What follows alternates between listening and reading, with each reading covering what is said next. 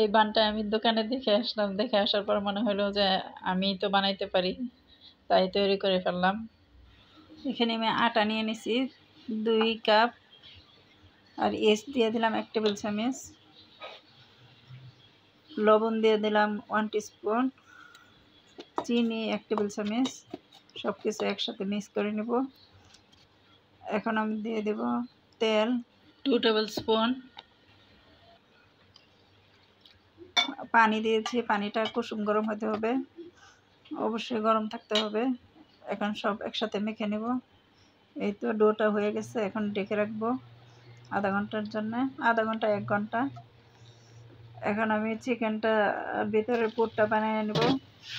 প্রথমে আমি তেল দিয়ে দিছি, পেঁয়াজ 1.5 কাপ পরিমাণ, পেঁয়াজটা একটু বেশি দিতে হবে। আর পেঁয়াজটাকে আমি লাল করব না, মোটামুটি একটু নরম হয়ে আসবে। এখন আমি মশলাগুলি দিয়ে দিছি।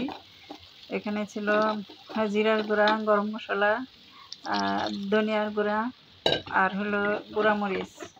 এখন একটু পানি দিয়ে দিছি, আর পানিটা হলো আমি চিকেন বয়েল করছিলাম, ওই পানিটা রয়ে গেছিলো, ওইটাই আমি দিয়ে দিছি। এখন আমি দিয়ে দিলাম টমেটো কেচাপ, একটু নেড়ে চেড়ে নেব।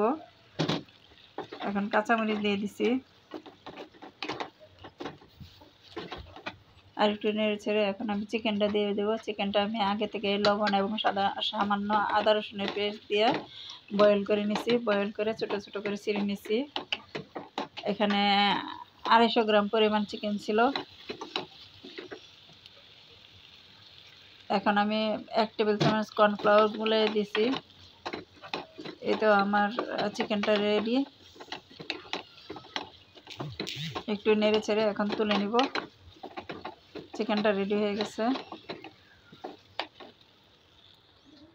এখন আমি এই তো আটাটা 1 ঘন্টা পরে আমি চলে আসলাম, এটা ডেকে রাখছিলাম, এই তো ফুলে দ্বিগুণ হয়ে গেছে। এখন এটা আমি আর একটু ডলে নিব। ডলে এখন আমি আটাটাকে পিস পিস করে নিব। এই তো এভাবে পিস করলে সমান সমান হয়ে যাবে। এটাকে আমি 6 পিস করে নিচ্ছি। 6 পিস করে এখন আমি আটাটাকে ডো তৈরি করে নেব সবগুলি, ছোট ছোট ডো। এখন আমি বেলে নিচ্ছি, বেলে রুটি তৈরি করে নেব। রুটিটা বেশি পাতলা হবে না, মোটামুটি হবে, ভারীও হবে না, পাতলাও হবে না, মোটামুটি হবে। এখন আমি পুরটা দিয়ে দিচ্ছি, আর পুরটা দিয়ে দেওয়ার পরে দেখেন কিভাবে আমি বাস দিয়ে নিচ্ছি, বলে নিচ্ছি। এটা দেখে নিতে হবে, এটা বলার আর কিছু নাই। আরেকটা রুটিও আমি দেখাই দিচ্ছি। এই তো হয়ে গেছে।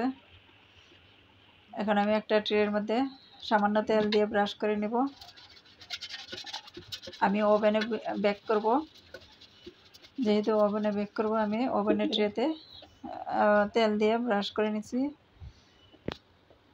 এই তো আমি এগুলো এখন 10 মিনিটের জন্য ডেকে রেখে দেব। সবগুলা বান তৈরি হয়ে গেছে।